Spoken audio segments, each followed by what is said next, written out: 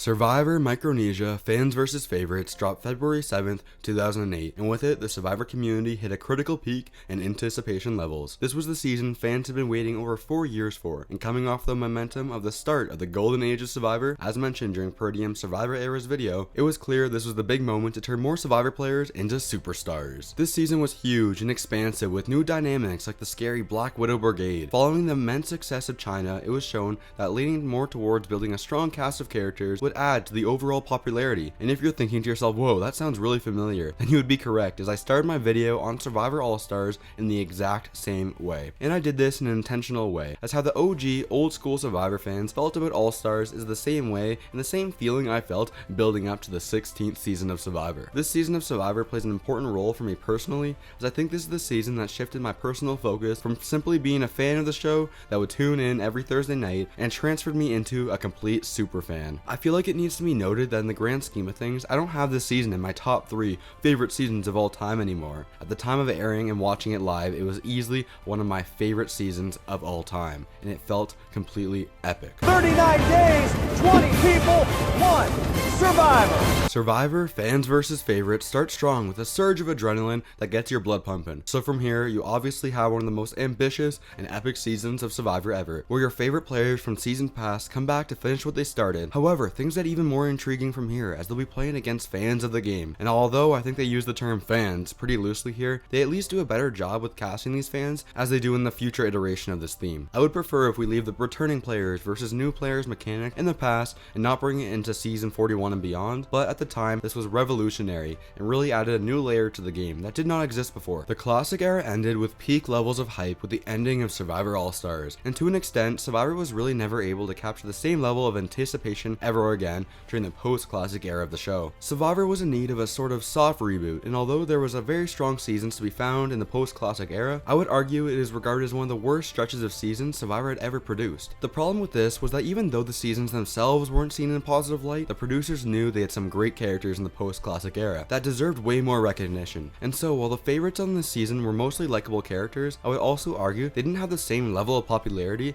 and weren't considered superstars like their old school counterparts, meaning that this season was the perfect opportunity to highlight the characters that Survivor wanted us to fall in love with, by raising their stock in popularity before the eventual celebration season that was heroes versus villains. And while I'm not the biggest fan of the obvious advantage our favorites got over the fans, I think this season executes its goal successfully of turning our popular characters into complete superstars. And I think that statement isn't up for debate at all, as some of the most recognizable faces of the franchise get highlighted here on the Favorites Tribe. It sets the tone for the royal treatment they get throughout the entire season. And so I want to touch on every single one of the characters and what my opinion of them was during 2008. You could be a fan of the Boston Red Sox, man, but you don't want to play against the Boston Red Sox. You're going to get your ass handed to. I would argue that none of the favorites end up being duds on this season, as they all at least bring something to the table. Well, okay, everyone except for Johnny Fairplay. However, Fairplay ends up being such a non-factor in the season that you can't knock Survivor too much for this. At the end of the day, I think Fairplay's head just wasn't in the game. With some extra behind the scenes info, then you would know that he got beaten up pretty bad a few weeks prior to the start of the season, and I would go as far as to say that Fairplay exit was a quit. Now, if you were a fan of Survivor Vanuatu, then I bet you were really excited for Eliza and Amy to come back here, and would ultimately be disappointed with their poor performances. Looking back at it though, when I was watching the season live, I had never seen Survivor Vanuatu, and so them going out early and having poor performances was probably the best case scenario for my viewing experience. As I mentioned in my Exile Island and Cook Islands videos,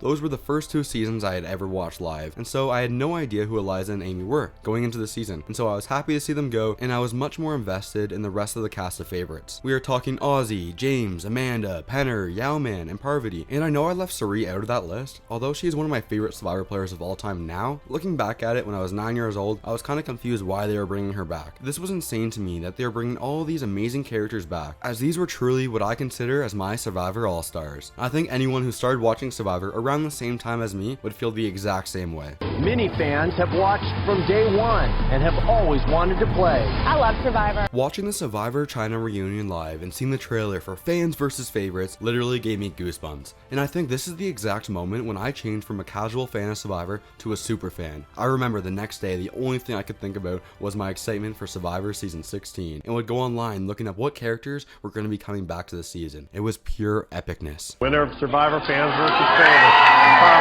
You can't discuss Survivor Micronesia without discussing Parvati's winning game in the final episode of the season. And with all the various scenarios that could have played out from this finale, we could easily have had a full video dedicated to this single moment. The moment I'm ultimately referring to is not the Erik moment, as I think that moment just gets a little overplayed by everyone. But the moment I am referring to is when we discover that the season would be a final 2 instead of a final 3. Cirie deserves way more credit than she gets this season, as a lot of the big moments do not happen without her. And then once again, she gets robbed of making the final tribal council. And ultimately, I think the final tribal council is just as much about Amanda losing the game as it is Parvati winning the game. These two played most of the game together, and at the final tribal council we discover once again that Amanda's kryptonite is owning her game and talking to the jury at the end. And I think Parvati's most important decision across the entire game was building the strong connection with Alexis and Natalie after the swap, which would ultimately form the Black Widow Brigade. I think that is what you call a life lesson.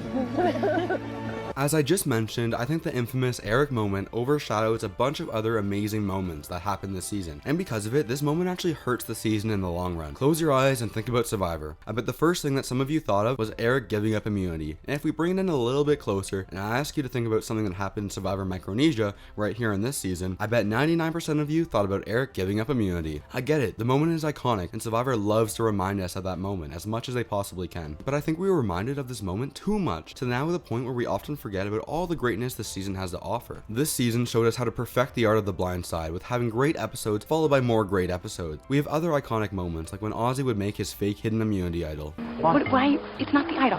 It is the idol. It's not the idol. Yes, it is. Ozzy must have put it in there. He must have the real thing. That's not the idol. What is it? And most importantly of all, we have the formation of the Black Widow Brigade. This moment and this moment alone has such long-lasting ramifications with every single season of Survivor following it. This season aired back in 2008, and to this day, if there is even a slight mention of a women's alliance forming, then it would put fear in all the other players in the game. And that highlights the power that the members of the Black Widow Brigade had. And in a lot of ways, this compares perfectly with Survivor All-Stars, as that season introduced us to the Ride or Die Alliance. And nowadays, the Ride or Die Alliance will instantly get someone voted off if anyone else notices the tight connection. And that same exact thing happens nowadays too with the Women's Alliance. Both Survivor All-Stars and Survivor Fans vs. Favorites would have long-lasting ramifications throughout Survivor's 40-season history. And so, it's almost poetic that I consider this season as my Survivor All-Stars. You threw us away like garbage.